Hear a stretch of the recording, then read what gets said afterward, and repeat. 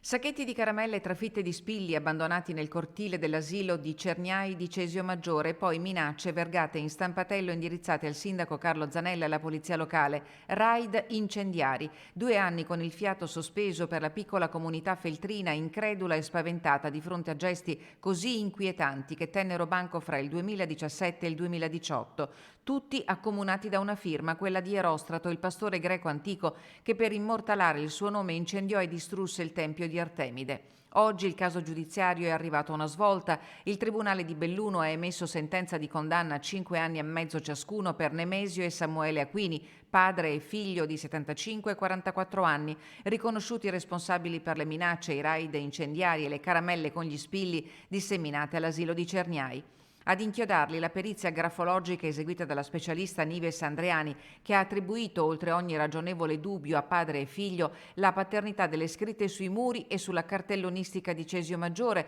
oltre alle lettere inviate al sindaco Zanella, alla polizia locale, alla scuola elementare e a un giornalista del Corriere delle Alpi. Nessun commento all'uscita del tribunale, ma è chiaro che dopo il deposito delle motivazioni i difensori Zallot e Perco presenteranno appello.